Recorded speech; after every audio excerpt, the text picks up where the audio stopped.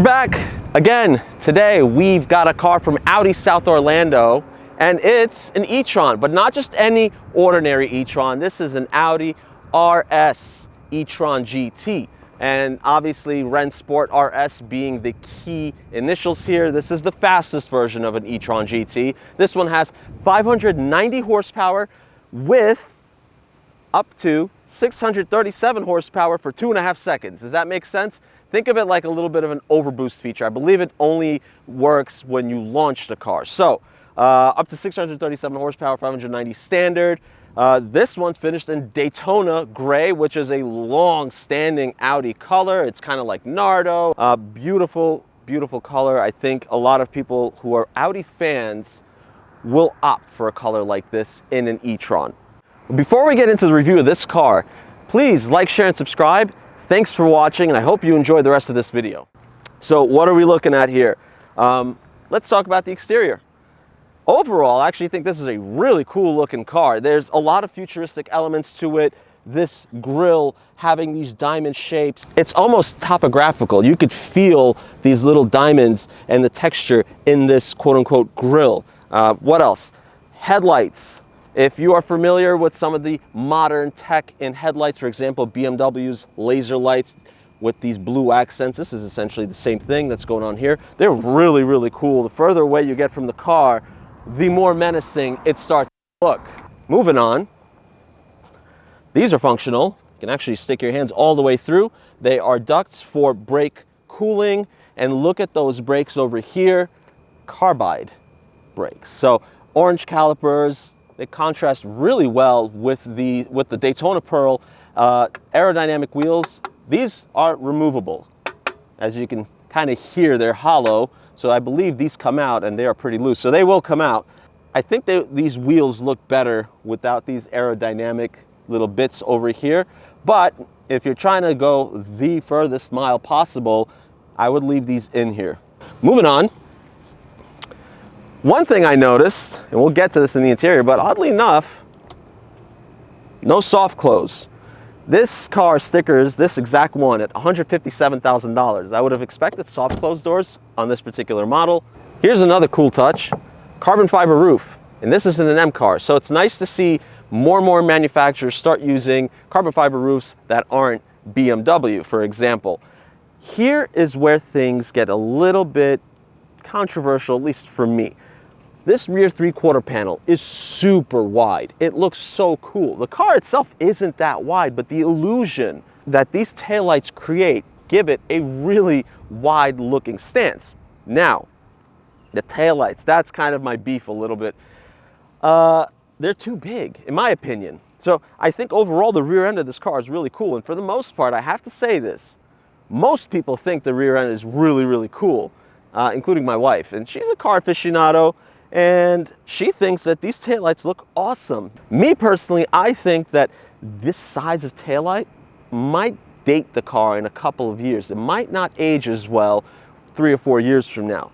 That said, it does really accentuate how wide this 3/4 panel is. Next little detail that I like quite a bit, this rear diffuser over here, it's also finished in carbon fiber. It gives it a nice little touch and some contrast, especially if you get a brighter color than this.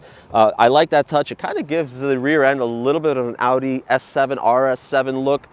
Not the whole diffuser though. So this piece is carbon fiber, but the bottom piece is just black. Let's take a look at the trunk. It's a decent sized trunk. It's kind of deep.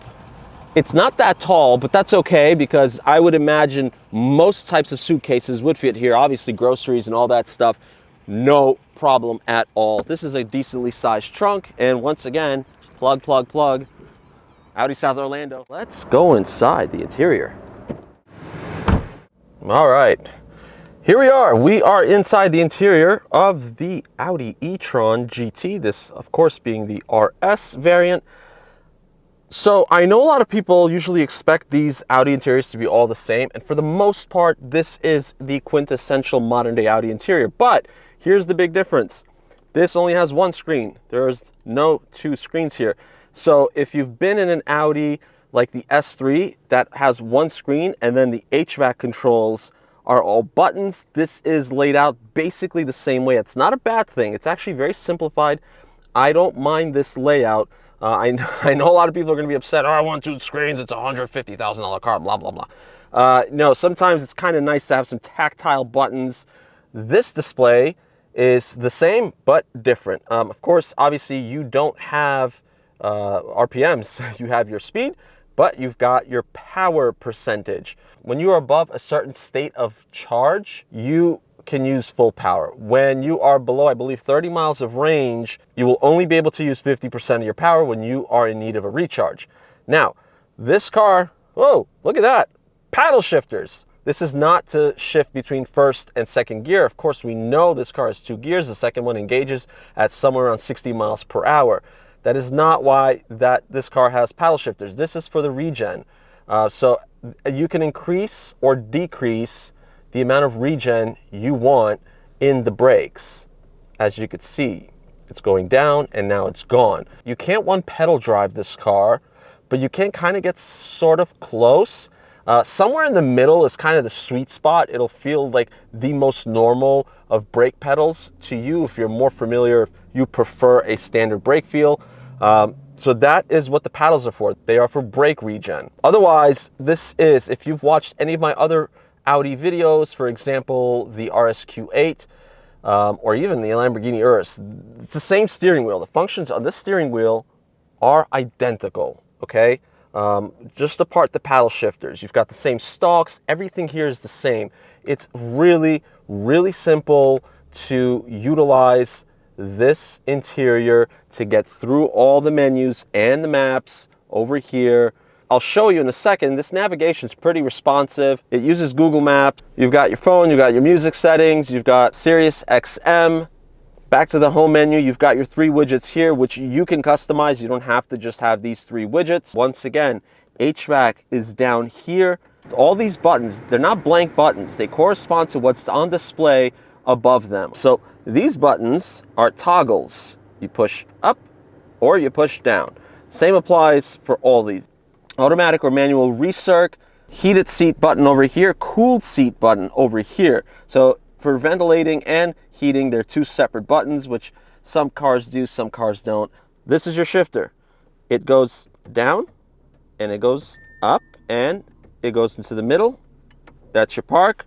This is your park assist. This is your radio controls over here, your sound controls. Again, if you've been in something like an A3 or an S3, you're used to this, you know what this does. It's kind of cool. And then furthermore, the backup camera, you've probably seen this in a bunch of other videos in the past, but I do like the functionality of the backup camera. Here's a 3D image of the car and me at the Audi dealership right now, Audi South Orlando. And that is a plug because they're good people over here. So you can see the car, it's not color matched. I'm actually driving a black one now because the other one was a little bit low on charge and I didn't want to chance it. But you've got multiple camera angles. You can switch between 3D, static. And what's cool is this backup camera actually pivots when you start rotating the wheel. This is something I don't recall in other cars. I quite like that. It's pretty interesting. And you can click on this little tab right here and it expands all of the camera angles you have available to you. So it's all very, very functional, very handy. Really big plus over here as far as interior functionality is concerned. Quality of the interior, I have to say it's very nice. You're not going to get anything low grade in a 6-figure Audi. Carbon fiber over here, carbon fiber over here, Alcantara on the door card, leather up top here with the stitching. Overall, you've got some piano black over here. I would have liked to see this also maybe finished in carbon fiber. I think that would have been cool. But nonetheless, some really nice quality touches. Let's go take a look at the back seat. All right, so the back seat is actually very nice. I was expecting to be a little bit tight back here. As always, I'm 6'1", and I'm sitting behind my settings right now, and I've got ample amounts of legroom here. There's still a cutout in the back of the seat. There are HVAC controls back here. You've got heated seats as well back here, cup holders, and that's it. but fairly comfortable, good headroom. Me being 6'1", I'm probably just about at the limit of headspace sitting back here, but I could always slide down a little bit more if I needed more headroom. Otherwise, not too bad back here. Here we are, ready to go for a drive in the e-tron GT. Of course, reiterating the fact, this is the RS model. Here we go. Oh, whoa, wow. That will rearrange parts of your body. You know, they say that the brain sits inside our cranium like basically in a bowl of soup. And the faster and faster these EVs get, the more and more brain damage that's going to occur. Honestly, you could say that ICEs pollute the world, but EVs cause brain damage. That's a hot take for you right there, because this stuff just kicks you in the back of the head. It's insane. It's just absolutely incredible because the torque is so instantaneous. And you want to say it's jarring, but it's also not, because if you know what to expect from an EV, you know to expect that instant sensation, this instant fill and rush of torque. And boy, is that fun. It's fun. This being just about 600 horsepower, it's, you know, I've driven the Lucid and I thought that was really cool, but the Lucid, the way that makes its power, it's more linear. It's, I guess, more progressive. Yeah, there's a jolt, there's this impact, but it builds to it gradually, and then really it starts to just absolutely pick up. It feels more natural. But Porsche and Audi, the way they've tuned their acceleration is they give you full speed, and it's just full steam ahead. It's freaking crazy. 0 to 60, high twos. I believe it. Oh my God, quarter mile, mid 120s in the 11-second range. And yeah, this thing is freaking nuts. You know, it's absolutely ballistic how fast this climbs to 60 miles per hour. I'm not even feigning that, like the impact of my head going into the back of the seat. I'm not feigning that at all. That's how stupid, that's how crazy the acceleration of the Taycan Turbo S and this car is, and you know, and the Tesla Model S Plaid. It just pins you to the back of the seat because the G-forces are absolutely incredible. And now I'm just kind of throwing the car around a little bit because, yeah, you can go fast in a straight line, but can you turn? We're going to find out. Ooh. You got to be careful because these things get to speed so quick. Hey, wow, you know what? This thing's got some cred. It can actually go around a corner too. It's not just the Taycan. Here's the thing. So, you know, I'm not terribly surprised. I've driven a Taycan once before, but I was always wondered if there are any differences between this and the Taycan. And from all my research, it seems like there isn't. That essentially they are the same car with a different body. And I like that. You know, it just gives the buyer some variety, because I believe, you know, maybe Porsche's not everyone's cup of tea. Ooh. Holy sh... Hey. Wow. I'm making all sorts of stupid noises, but if you were in here with me, you would too. Range, if you haven't looked it up, the range is about 230 miles of driving. So, you know, compared to some of the modern day stuff that's been coming out, you know, as things kind of evolve with battery tech, it's not the highest range of cars, of EVs and specifically, with the advance of technology, and on top of that, software, because software does play a component in range. So with the advancement of multiple factors, we're going to get cars of this size that can go over 300 miles or 350 miles or maybe even 400 miles like the Lucid can. And I'm no EV expert. I've only driven less than 10, I'll put it to you that way. But I know what makes a great car, and this is a great car. So obviously there's no sound, and I don't even know how to grade the sound score in this car. You've got your standard EV whine, you've got some of that kind of pumped in through the speakers, I like the sound of the Lucid Mate. I think it was pretty futuristic, kind of sounded like a spaceship. So I was able to kind of go off of that. But this is just, it's more subdued. You've got like this whirring noise back there. It's kind of cool, but at the same time, it's an EV. It doesn't actually make any real noise.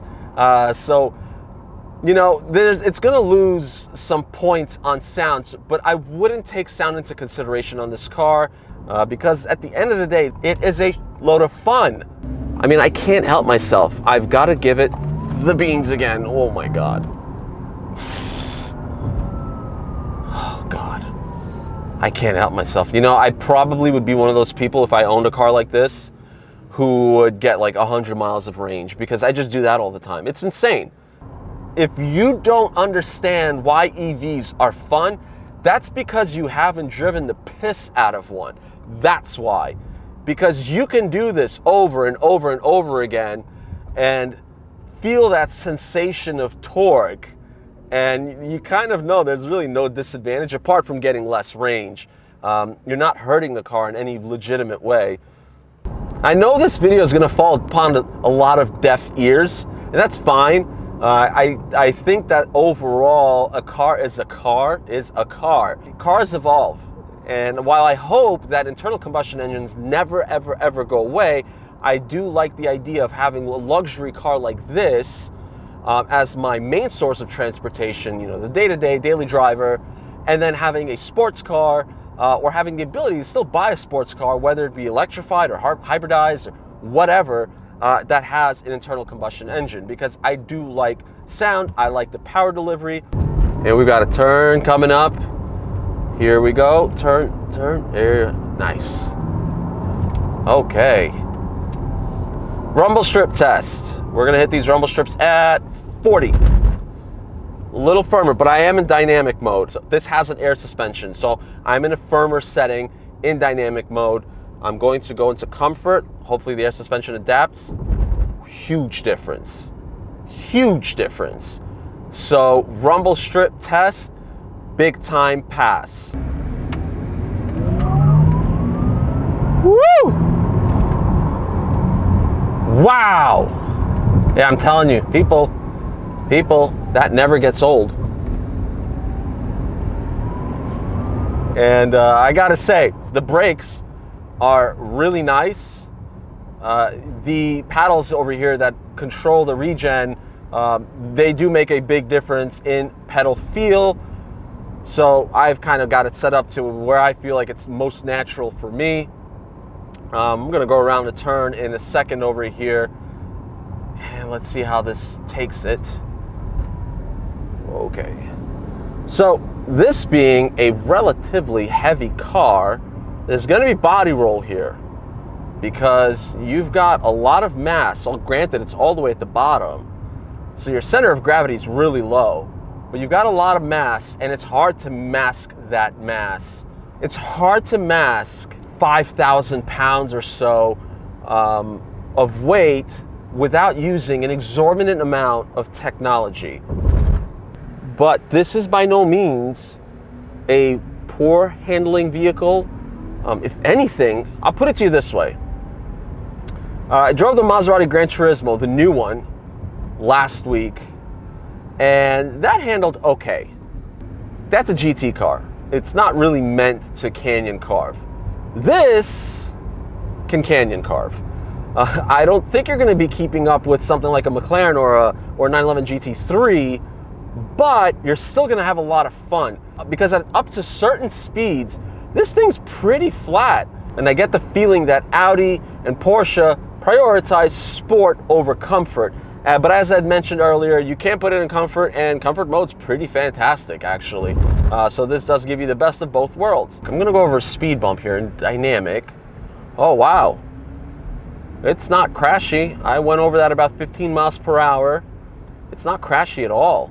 Upon that initial impact and then the descent, it's not jarring, it's not crashing. I'm gonna go into comfort quickly, and I'm approaching the next speed bump, and here we go. I'm gonna go over this one at 15.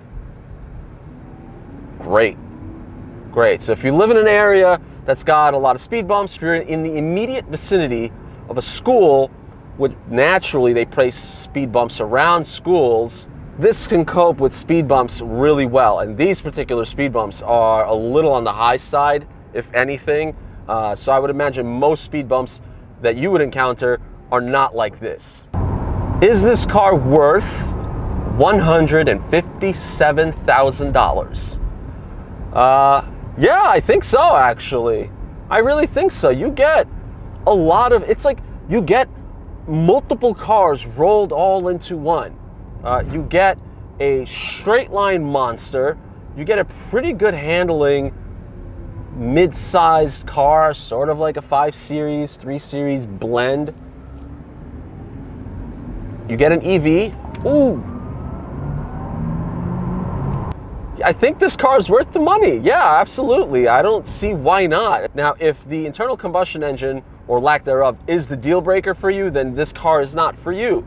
But if you want a fast car, if you want a good handling car, if you want a kind of a cool, funky looking car, nice interior, nice materials, then an Audi e-tron GT, this RS model specifically, would probably suit you very well. Furthermore, if you're looking at something like a Model S Plaid, this is not as fast as a Model S Plaid. Few things are. I mean, we're talking $1 million cars, $2 million cars that aren't as fast as a Model S Plaid. But what the Plaid cannot do is, A, it can't brake very well. Yes, I know there's an upgrade coming for that. There's a performance-oriented version coming out. But in the meantime, the Model S Plaid doesn't handle as well as something like this, and it doesn't brake as well as something like this. So you could sacrifice some of that power, but you get a lot more out of a car like this compared to the Plaid. So with all that said, if you like cars like this, if you like EVs or just fast cars in general, please like, share, and subscribe. Thank you for watching. This thing is a riot. I'm gonna do this some more. Oh God.